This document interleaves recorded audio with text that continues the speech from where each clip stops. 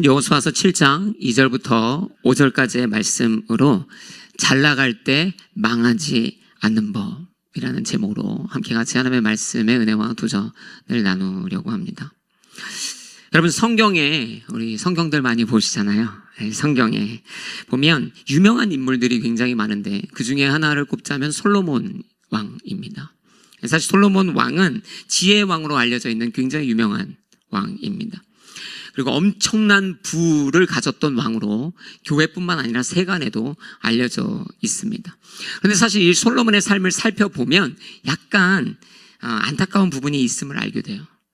이 솔로몬이 처음에 왕이 될 때 좀 어려웠거든요. 왜냐하면 아도니아를 왕으로 세우려고 했던 세력이 있었기 때문에 왕으로 앉기까지 조금의 어려움은 있었는데, 그러나 하나님의 섭리 가운데 그가 왕이 됐습니다. 다윗을 이어 왕이 된 솔로몬은 왕이 된 이후에는 그의 왕이 돼서 처음 다스리는 기간 동안에 굉장히 축복받을 만한 일이 가득했습니다. 누가 봐도 성공 가도를 달렸던 것이죠. 열왕기상 3장 5절에 보면 그가 하나님께 지혜를 구했고 하나님은 그에게 지혜를 주셨습니다. 그저 지혜만 주셨던 것이 아니에요. 엄청난 부도 주셨다 기록하죠. 또 열왕기상 6장 이하를 보면요, 이 솔로몬은 더 나아가서 성전을 건축하여 하나님 앞에 드리는 놀라운 일을 하게 됩니다. 이거 사실 다윗 왕이 하고 싶어 했던 거거든요. 근데 하나님께서 다윗 왕을 막으셨어요. 너 손에 피가 너무 많이 묻었어. 그래, 네 아들이 할 거야. 그 솔로몬이 이 영적인 엄청난 의미가 있는 이 일을 할 수 있었죠. 또 성경을 계속 보다 보면 열왕기상 10장에 보면 솔로몬이 너무나 유명해져요. 주변 나라들에게 그의 지혜와 그의 능력과 그의 통치가 너무나 유명해져서 그 주변에 있던 당대에 굉장히 강력했던 국가 스바 여왕이 찾아와서 그 지혜를 들으려고까지 하는 일들이 일어날 정도로 막 조공을 바치면서, 여러분, 그러니까 이 솔로몬의 초기 왕권은요, 지혜가 가득하고 부가 넘치고 평안 가운데 있고 왕권은 강력하고 영적으로는 막 성전 건축까지도 이뤄내는 엄청난 축복으로, 승리로, 성공으로 가득 차 있는 것이죠. 그는 성공 가도를 달리는 왕이었습니다. 그런데 문제가 생기죠. 솔로몬이 너무 잘 풀리기 시작하니까, 모든 게 잘 나가기 시작하니까 마치 고삐 뿔린 망아지처럼 뛰어다니기 시작합니다. 그 중에 대표적인 문제가 바로 그의 여성 편력이에요. 여러분, 결국에 이 솔로몬이요, 엄청나게 많은 여인과 결혼을 하기에 이르죠. 이 말이 결혼이지 사실 많은 여인을 향하여 자신의 음욕들을 품어내기 시작했던 것이에요. 열왕기상 11장 1절부터 4절에 보면 자그마치 1000명의 여인을 두었다. 믿을 수 없는 이야기를 쏟아냅니다. 그는 결국에 이 1000명의 여인, 즉 이방 여인들, 그래서 우상 숭배로 가득했던 이 여인들로 인하여 그의 삶의 평생에 그 이후부터 우상 숭배를 간헐적으로 시작하고 또 우상 숭배자가 됩니다. 여러분, 성공했는데 사실은 어쩌면 이 성공들 때문에 성공에 마비되어 그는 큰 실패를 맛보았던 것이죠. 잘 나갔으나 나가다 너무 못해 그냥 밖으로 나가버린 거예요. 그냥 끝난 것이죠. 여러분, 솔로몬 같은 사람이 또 있을까? 셀 수 없이 많을 것 같습니다. 여러분, 2000년대 초반에 다 아시죠? 월스트리트에 막 돈이 넘쳐났어요. 돈잔치.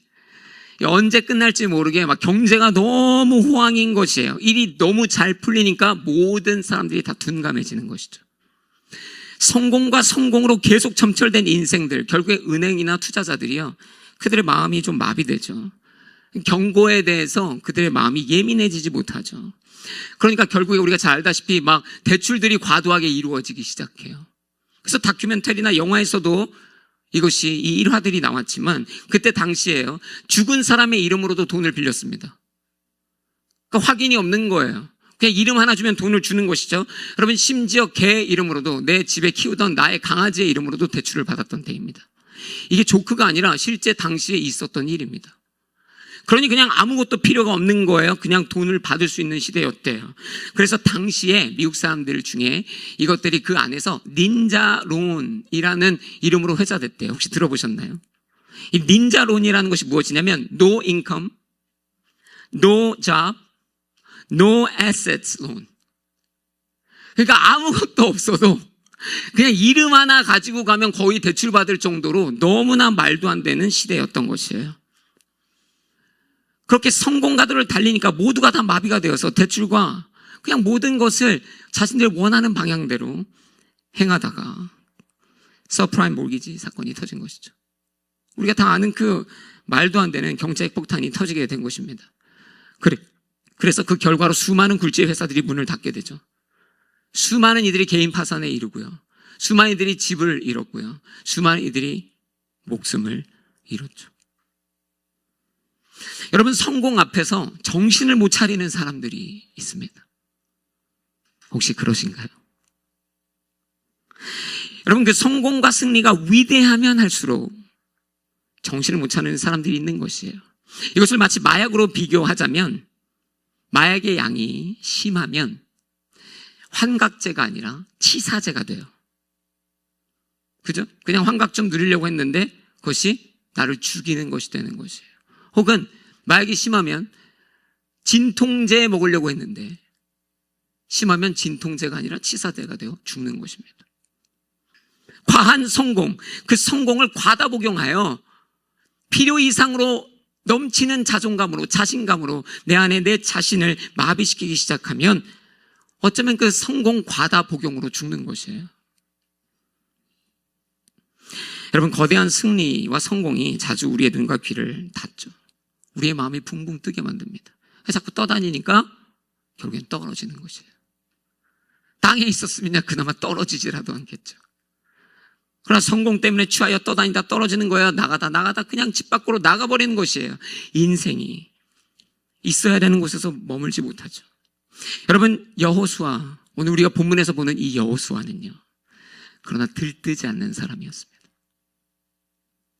여러분, 여호수아가 마주한 것은 최고의 승리입니다. 여리고성은 도무지 이길 수 없는 성이거든요. 그런데 그 성을 함락하신 하나님의 영광 같은 승리와 성공을 맛보았습니다. 그러나 그는 들뜨지 않습니다. 여러분, 제가 보니까 유명한 그 마이클 펠프스라고 하는 수영 선수가 있죠. 그가 총 23개의 금메달을 땄대요, 올림픽에서. 그 어마어마한 기록이죠. 그가 2008년에 베이징 올림픽에 나갔을 때도 8개의 금메달을 땄어요. 그러니까 이게 뭐 될 일인가 싶어요. 그죠? 그런데 정말 더 놀라웠던 것은요, 그렇게 금메달을 따고 그 다음날 펠프스가 어디 있었냐? 아침부터 수영장에서 수영 연습을 하고 있었다는 거예요. 얼마나 자기 자신을 자제하고 자중하고 있는가. 여러분, 안타깝지만 지금 그 고인이 된 코비 브라이언트라고 하는 또 유명한 농구 선수가 있습니다. 아마 아시는 분들도 많으실 거예요. 여러분, 이 코비 브라이언트도 원래는 열심히 성실한 운동선수로 굉장히 유명하기도 했습니다. 그가 2010년에 그의 팀이 NBA 챔피언십에서 농구 경기에서 우승을 해요. 최종 우승을 하죠. 그러니까 얼마나 기쁜 일이에요. 그러니까 팀이 셀러브레이션 파티 막 오너랑 해가지고 바로 그냥 파티장으로 클럽으로 막 다 넘어간 것이죠. 가자! 근데 코비 브라이언트가 안 따라갔어요. 그러고 나서 보니까 새벽 4시에 그 다음날 팀 훈련장에서 새벽 4시에 혼자 또 연습을 하고 있는 거예요. 그러니까 이것이 회자가 되고 기자가 와서 묻죠. 왜 그렇게 합니까? 그때 그가 이렇게 얘기해요. 어제 우승은 어제의 일일 뿐이다. 나는 오늘 더 나아져야 한다. 참 영화 같은 이야기죠. 엄청난 승리를, 성공을 맛보고 나서 흔들리지 않는 사람들이 있어요. 여러분, 여호수아는요, 이 놀라운 성공과 승리 앞에 뭐라고 하냐면 올라가서 저 땅을 몰래 살펴보고 오라. 아직 전쟁은 끝나지 않았다. 아직 가나안은 우리의 것이 아니다. 아직 우리는 들뜰 때가 아니라는 것이에요. 놀라운 승리를 마주한 것은 맞습니다. 그러나 그는 들뜨지 않아요. 변하지 않죠. 상황이 좋아도 경거망동하지 않는 사람이 되어야 합니다. 당연한 얘기지만 잘 나갈 때 그러므로 들뜨지 말아야 합니다. 여러분, 이렇게 질문하고 싶어요. 일이 잘 풀릴 때 여러분은 어떤 분이신가요? 성공으로 가득한 인생의 걸음들을 한 걸음 한 걸음 걸어낼 때, 하나님의 축복이 계속 쌓여갈 때에 그 축복 속에서, 여러분, 성경 보면 느헤미야는 술 맡은 관원장이 됐대요. 지금의 시선으로 보자면 성공한 인생이죠. 포로로 잡혀갔다가 고위직이 된 것이에요. 그러나 그는 성공했으나 하나님의 백성을 구원해야 함을 잊지 않습니다. 여러분, 에스더라는 여왕도 포로였지만 왕비가 돼요. 이건 어마어마한 성공입니다. 세상의 시각으로 보면요. 본인도 그렇게 느꼈을 수 있어요. 그러나 그러한 성공 한가운데 있을 때 민족을 구해야 되는 이 일에 목숨을 걸게 됩니다. 여러분, 예수님 오병이어 얼마나 그 기적이 위대하고 영광스러운지 그때 그것으로 인해서 음식을 먹었던 자들이 그 영광스러운 순간을 기억하며 예수를 왕으로 만들려고 했습니다. 성공스러운 순간이죠. 그러나 예수님은 그때 혼자 한적한 곳으로 가셔서 기도하셨어요. 여러분, 오늘 우리가 본 여호수아가 이렇다는 것이에요. 전쟁의 승리 이후에 마음을 침착하게 다스리고 또다시 전쟁을 성실하게 준비했죠. 반복합니다. 잘 나갈 때 편하지 말아야 합니다. 들뜨지 말아야 합니다. 누리지 말라는 말이 아닙니다. 누리셔야죠. 하나님이 주신 승리와 성공입니다. 할렐루야. 누려야 됩니다. 그러나 침착해야 하고 절제해야 합니다. 충분히 기뻐해야 합니다. 충분히 즐거워할 수 있습니다. 그러나 자중하고 방종하지 말아야 합니다. 자칫 하나님께서 저와 여러분에게 주신 이 성공이 우리의 실패의 첫 단추가 될 수 있습니다. 잘 나갈 때 들뜨지 마시기를 주의 이름으로 도전합니다. 옆에 분에게 이렇게 얘기해 주세요. 잘 나갈 때 들뜨지 마세요. 그래서 이게 약간 축복이기도 하잖아요. 잘 나갈 거라는 얘기니까. 그러나 잘 나갈 때 들뜨지 마라. 두 번째, 하나님이 오늘 또 우리에게 어떤 말씀을 주시는가. 여러분, 예수님의 제자 중에 또 유명한 사람이 있지 않겠습니까? 아마 여러 명의 이름이 떠올릴 수 있는데 그 중에 아마 베드로라는 사람을 놓지 못할 거예요. 베드로. 여러분, 베드로는 사실 굉장히 자충우돌한 인생입니다. 칭찬받을 만한 일을 이렇게 딱히 안 했던 것 같긴 해요. 그런데 그 와중에 성경에서 이 베드로가 칭찬받을 만한 일을 했던 것을 하나 기록한 부분이 있습니다. 이게 언제냐면 예수님이 제자들과 이제 담론 중에 일어난 일이에요. 예수님이 담론 중에 이렇게 제자들에게 물으셨죠. 너희는 나를 누구라고 하느냐? 굉장히 중요한 질문을 던지셨습니다. 그때 베드로가 이렇게 대답해요. 마태복음 16장 16절입니다. 시몬 베드로가 대답하여 이르되 주는 그리스도시요 살아계신 하나님의 아들이시니이다. 할렐루야. 영적 진리를 선포하죠. 그러자 예수님이 이렇게 대답하셨어요. 예수님 굉장히 감동하셨죠. 마태복음 16장 17절 이하 그 중간에 보니까 예수님이 이렇게 말씀하시는 거예요. 또 내가 내게 이르노니 너는 베드로라.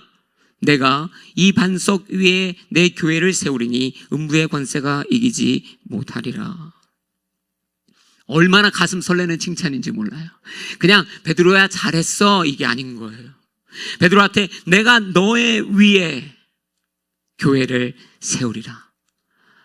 뭔 말인지 사실은 다 이해도 못할 정도의 어마어마한 영적인 약속이 선포되었죠.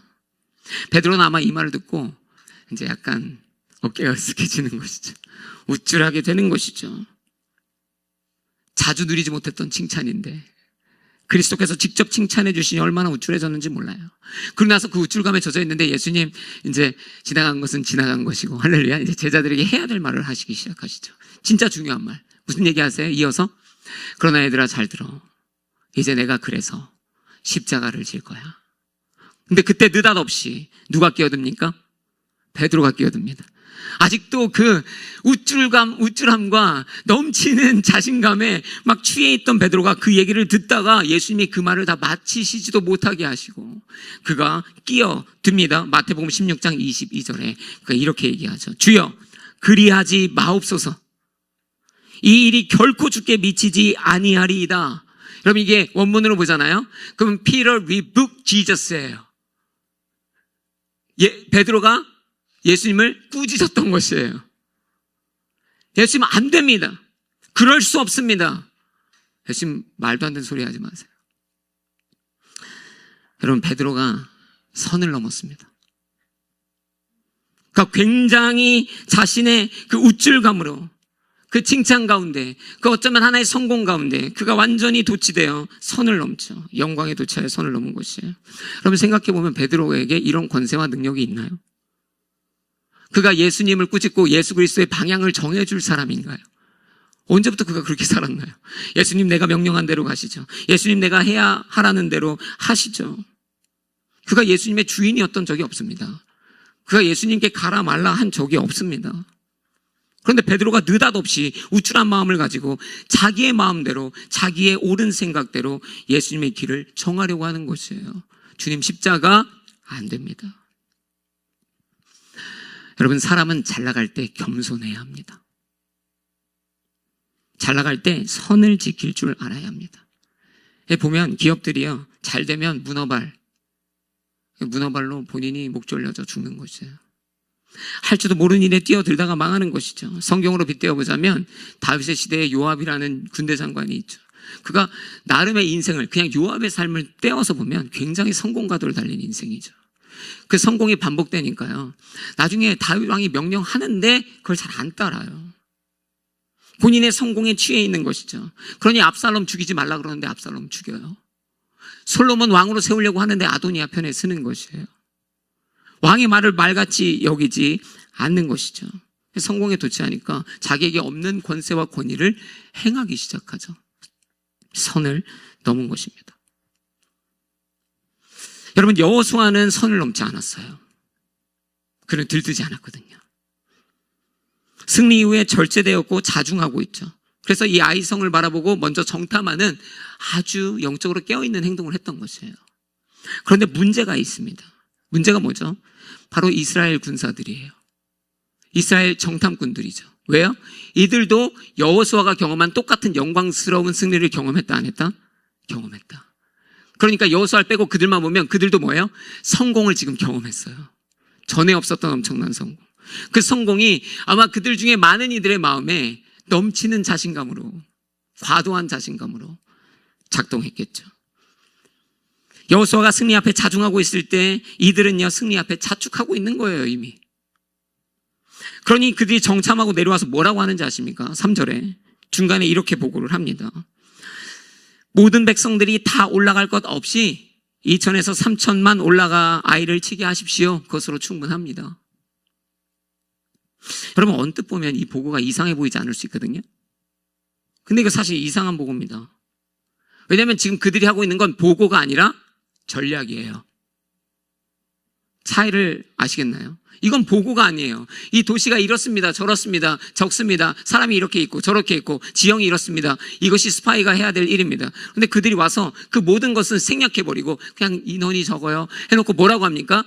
저희가 보니까 2, 3천만 보내면 충분합니다. 여러분, 이것은 전략입니다. 여호수아가 아이성으로 정탐꾼 보내면서 정탐하라고 했지 전략 가져오라 한 것이 아닙니다. 분명히 이 보고와 전략에는 차이가 있어요. 그런데 승리로 도취되어 있기 때문에 이 군사들이요, 자신들이 보고 판단하고 그냥 전략까지 가져와서 얘기하는 것입니다. 3천 명이면 충분합니다. 여러분, 언제부터 이스라엘 군사들이 전쟁의 전문가였나요? 이들이 뭐 엄청난 전문가여서 여리고성 들어갈 때, 자, 우리가 여기 일주일에 한 바퀴씩, 그리고 마지막 날 7바퀴 돌면 무너진다. 언제 그런 능력이 있던 사람들인가요? 얘들은 사실 무기도 제대로 쓰지 못하는 그런 사람들 아니었을까요? 그런데 마치 그들이 이 전쟁을 꿰뚫고 있는 것처럼, 거기가 사람 별로 없으니까 그냥 3천 명이면 충분하다고. 여러분, 사실 그들은 기어이 선을 넘은 것이에요. 여호수아를 넘어서 하나님의 선을 침범하죠. 왜? 전쟁은 하나님께 속해 있었거든요. 여리고성도 하나님이 무너뜨리셨잖아요. 그런데 마치 자기들이 한 것처럼 성공에 도취돼요. 넘치는 자신감으로 눈이 가려진 채 쉽게 그냥 선을 넘어버리는 것이죠. 여러분, 사실 진짜 이런 일들이 많이 일어나죠. 성공으로 교만해지면 자주 이런 착각을 하는 거예요. 내가 했어. 이게 더 큰 문제가 뭔지 아세요? 내가 했어. 그러니 나는 다른 것도 다 할 수 있어. 이거 잘하니까, 이게 잘 됐고 이게 성공됐으니까 다른 것도 잘할 것만 같은 거예요. 그러니 뭐 한다? 선을 넘죠. 왜? 이거 잘했으니까요. 다른 사람들이 하는 거 보면 답답한 거예요. 여러분, 근데 우리가 이미 많이 경험했잖아요. 선을 넘을 때 공동체가 깨집니다. 그거 내가 할게. 그것밖에 못해. 여러분, 일도 안 되고 관계도 깨지고 공동체도 깨지고, 어쩌면 힘들게 지어 올렸던 모든 공든탑도 무너지기도 하죠. 잘 나갈 때는 자중과 절제, 겸손과 객관적 자각이 필요합니다. 다시 한번 반복하겠습니다. 여러분, 잘 나갈 때 자중과 절제, 겸손과 객관적 자각이 필요합니다. 그렇지 않으면 선을 넘는 실수를 하는 것이에요. 여러분, 이런 말 해보신 적 있나요? 내가 쟤보다 잘하겠다. 한국 남자들 이거 대부분 해봤을 텐데, 여러분, 축구 보다가 손흥민 축구 보고 국가대표 축구 보고 이러다가 공을 쳤다 이러고밖에 못 차냐고, 내가 해도 쟤보단 잘하겠다 막 이런 얘기해요. 감독이 지금 뭐 하고 있는 거냐고. 지금 답답하네. 내가 해도 저거보단 잘하겠다. 여러분, 그럴까요? 전 궁금하더라고요. 저는 그런 거에 별로 관심이 없으니까 그런 거 안 하는데, 도대체 저런 자신감이 어디서 나오는 거야? 뭐 조기 축구에서 공 좀 차보셨나 보죠. 젊은이들 뭐 어디 엑스박스나 플레이스테이션에서 게임 좀 해봤나 보죠. 거기서 몇 번 승리하고 골 좀 넣어보고 게임에서 좀 승리해보고 뭐가 좀 길도 보이는 것 같고, 그러니까 내가 더 잘하겠네. 그쯤이면 다행인데, 여러분, 만약에 그가 경기를 보다가 답답해. 그래서 경기장으로 뛰어 내려가서 코치박스에 서가지고 선수들에게 저리 가 이리 가. 더 정신을 잃고 필드로 뛰어나가가지고 막 갑자기 선수공을 밀고 뺏어가지고 본인이 차기 시작하면 그거야말로 딱 뭐예요? 선을 넘은 거죠. 확실한 건 절대 그는 그 어떤 선수보다도 잘하지 못하고 그 어떤 코치보다도 잘할 수 없죠. 우리가 이걸 잘했기 때문에 모든 걸 다 잘할 것 같다고 생각해요. 그러나 그 선을 넘는 순간 수많은 성공들이 깨어지고 부서집니다. 여러분, 승리와 성공 앞에 선을 넘지 말아야 합니다. 3,000명이면 충분합니다. 그 결과가 36명이나 죽은 거예요. 여리고성 들어갈 때도 아무도 안 죽었는데. 얼마나 비극적인지 모릅니다. 여러분, 아무리 잘 나가도 선을 넘으면 위험합니다. 100m 경주 1등으로 들어오잖아요. 여러분, 그 규칙 아시나요? 1등으로 들어와도 옆에 선으로 넘어가잖아요. 그러면 실격돼요. 선 넘으면 그냥 실격입니다. 선을 지켜야 돼요. 이렇게 기억하세요. Keep the line, you'll be fine. 라임을 딱 기억하시는 거예요. Keep the line, you'll be fine. 괜찮을 거예요. 선을 지키는, 잘 나갈 때 선을 지키는 성도님들 되시길 주의 이름으로 축복합니다. 마지막 세 번째 메시지를 함께 나누기 원합니다. 여러분, 제가 또 찾아보니까 이런 또 사건이 있더라고요. 그 브루노 익실이라는 사람이 있어요. 이분이 JP 몰건에서 런던 지부에서 일하신 분이래요. 근데 이분이 역사에 기록될 만한 이제 실수를 만든 거죠. 굉장히 유명한 트레이더였다고 합니다. 저는 뭐 이 필드를 모르니까 하여튼 기사대로만 그냥 생각해 보자면 그래요. 근데 이분이 이제 대담한 거래를 하면서 어떤 굉장하게 많은 하이 리스크 하이 리턴인가요? 엄청나게 많은 프로핏을 이 회사에게 안겨준 것이에요. 여러 번이나. 그러니까 사람들이 이제 스타 트레이더로 막 하기도 하고 본인도 이제 내가 하면 무조건 다 되는구나. 그 확신에 빠져들기 시작하죠. 주변에서도 야, 너가 하면 다 잘 돼. 야, 너 최고야. 점점 막 자기 안에 내면적 확신에 가득하기 시작하죠. 나는 틀릴 수 없는 사람이구나. 그래서 어느 순간부터 이분이 일을 할 때 있어서 자기의 상사들한테 질문하지 않는 거예요. 묻지 않고 그냥 일을 진행해 버리는 것이죠. 왜냐면 어차피 내가 해서 싹 서프라이즈 그래서 막 큰 돈 회사에 안겨주면 얼마나 자기의 위신이 서요. 그러니까 묻지 않고 진행하기 시작하죠. 그때도 똑같이 2012년에 제가 기록을 찾아보니까 똑같이 이제 이 JP 몰건의 자금을 이용했어요. 그것도 묻지 않았죠. 당연히. 그리고 이 대규모 자금을 이용해서 어떠한 결과물을 만들어내려고 했습니다. 그런데 이게 평소처럼 잘 진행이 되지 않았던 거예요. 그래서 조금씩 손실을 보기 시작합니다. 그러니까 이 손실이 이제 눈에 띄게 될 거 아니에요. 그러니까 위에 상부에서는 모르고 있다가 손실이 이제 눈에 보이기 시작하니까 회사의 위기관리팀에게 연락이 가고 위기관리팀이 이 일을 파악하게 되고 이 익실이라는 사람을 불러서 이거 지금 우리가 보니까 약간 리스크하다. 당신이 얼마나 탁월한지 아는데 그래도 이거 좀 리스크하니까 좀 상부와 함께 상의하고 해서 이걸 해야 될 것 같다. 이거 지금 이렇게 하면 안 될 것 같다. 근데 여러분, 익실이라는 사람이 어떻게 했을까요? 막 웃으면서 그랬다는 거예요. 걱정하지 마세요. 언제나 그렇듯 나는 맞습니다. 잘 될 거예요. 그리고 나서 어떻게 해요? 실제 더 많은 자금을 이용해서 이 손실을 메우면서 이제 결과적으로 더 큰 이익을 만들려고 하죠. 결과가 어떻게 됐을까요? 결과는 JP 몰건이 62억 달러, 그러니까 6.2 billion of dollars를 잃게 돼요. 이 한 사람 때문에.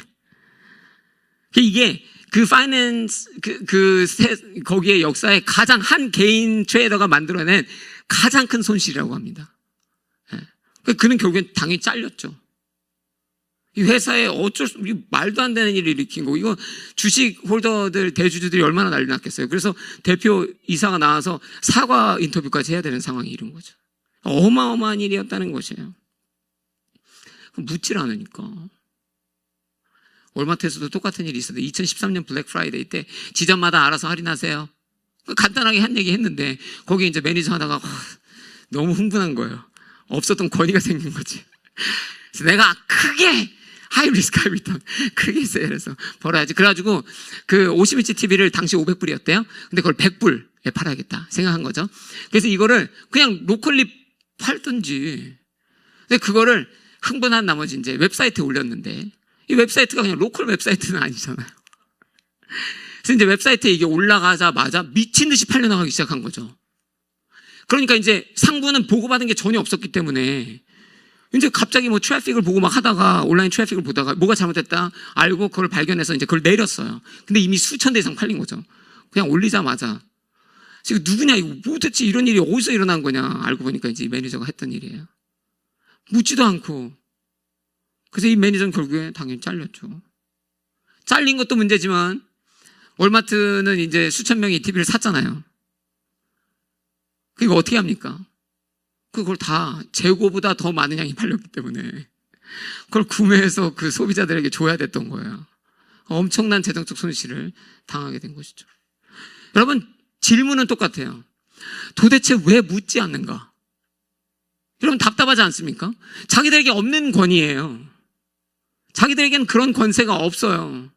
그런데 그 큰 돈들을, 그 큰 위기들을 자기들 마음대로 행하는 거예요. 왜요? 그전까지 잘해왔고 모든 게 잘 되고 있었으니까. 내가 하면 다 잘 되니까. 그러다 보니까 묻기만 했으면 일어나지 않았을 이 비극적인 일이 개인에게, 회사에게 일어난 것이죠. 여러분, 우리가 앞에까지 보았잖아요. 여호수아는 어땠다? 마음을 잘 지키고 있었어요.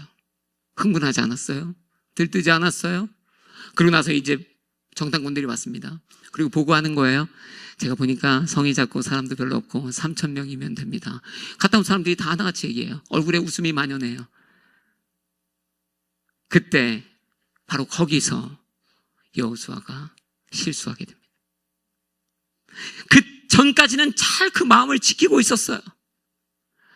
근데 주변에서 다 마치 그 익시아 때 그랬던 것처럼 잘 되고 있어요. 잘 되고 있어요. 모든 게 좋아요. 당신이 하면 다 잘 될 거예요. 이거 3,000명만 가도 됩니다. 어렵게 마음을 붙잡고 있는데요. 주변에서 다 뭐라 그래요? 아이, 좀 즐겨. 괜찮아. 별거 아니야. 아이, 이거 3,000명으로 될 일이에요.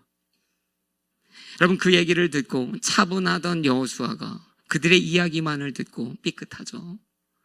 그래서 오늘 본문의 4절에 이렇게 기록되어 있는 거예요. 그리하여 약 3,000명이 올라갔습니다. 이게 여호수아가 삐끗했던 증거입니다. 여러분, 그리하여 3,000명이 올라갔대요. 뭐가 없죠? 여러분, 여호수아가 하나님 앞에 기도함이 없어요. 여러분, 사실 여호수아의 인생을 알면 여호수아는요 언제나 기도하는 사람입니다. 그가 여리고를 어떻게 넘어뜨렸는가? 그는 기도함으로 하나님의 뜻 안에서 하나님의 뜻을 행함으로 이 일을 감당했던 사람이에요. 원래 여호수아는 기도하는 사람이에요. 언제나 그래왔어요. 그는 여호와의 성전을 떠나지 않던 사람입니다.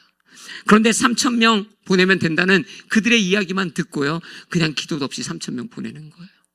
만약에 그가 원래 항상 하던 대로 깨어 기도했다면 이 문제의 원인이 되는 아간의 죄를 분명히 알 수 있었을 것이죠. 그러면 36명 안 죽었을 수도 있어요. 그런데 묻지 않아요. 이쯤 했으면 충분하다. 주변 사람들도 다 괜찮다고 해요. 여러분 기억해야 합니다. 성공이나 성공의 이야기들이 막 우리 주변에서 반복될 때, 우리 주변이 계속 흥분해 있고 우리에게 칭찬하고 우리의 마음을 흔들어 놓을 때, 우리도 자칫 잘못 아무리 마음을 지키고 있었어도요, 이거 자칫 잘못하면 부지간에 여호수아처럼 실수하고 망하는 길로 내달릴 수 있는 것이죠. 정답은 간단합니다. 물어봐야 돼요. 잘 나갈 때는요, 더더욱 물어봐야 합니다. 직원들이 자기의 상사에게 물어봐야 하는 것처럼 우리 그저 하나님 앞에 물어보는 것이에요. 기도하는 것이에요. 그분의 음성이, 그분의 깨닫게 하심이 무엇을 말씀하고 계시는가. 물어봐야 실수하지 않습니다. 할렐루야. 옆에 분에게 얘기해 주세요. 물어보면 실수하지 않습니다. 네. 그래서 아내 남편이 물어보지 않아서 얼마나 많이 서로에게 실수합니까? 물어보면 실수하지 않아요. 그러므로 강조하는 것이에요. 다시 한번 강조하는 것이에요. 하나님께 기도해야 합니다. 잘 나가면 잘 나갈수록, 인생이 성공가도록 가득해 있을 때 기도하는 것이죠. 여러분 아시겠지만 서로에게 묻는 것으로는 충분하지 않아요. 여호수아가 정탐꾼들 얘기 듣는 것만으로 충분하지 않아요. 그거 가지고 기도하는 것이죠. 멈춰서 기도하는 습관을 만드십시오. 언제나 어떤 결정들 앞에서 멈춰서 기도하는 습관. 세상의 충원이나 경험의 조언이나 서로 간의 경험의 공유 좋지만 기도하는 습관. 기도하는 습관을 만들면 우리가 삶에 마주하는 수많은 어려움들에서 우리 자신을 구원할 수 있게 될 것이에요. 그것이 하나님의 은혜입니다. 하나님의 은혜. 잘 나갈 때 반드시 기도하십시오. 말씀을 마무리하겠습니다. 제목 기억하시나요? 잘 나갈 때 망하지 않는 법. 어떻게 해야 망하지 않는다고요? 들뜨지 마시라는 거예요. 흥분하지 말라는 것이죠. 방종하며 이 고삐 풀린 망아지처럼 뛰어다닐 수 없다라는 것이에요. 잘 나갈 때 망하지 않으려면 선을 넘지 말아야 합니다.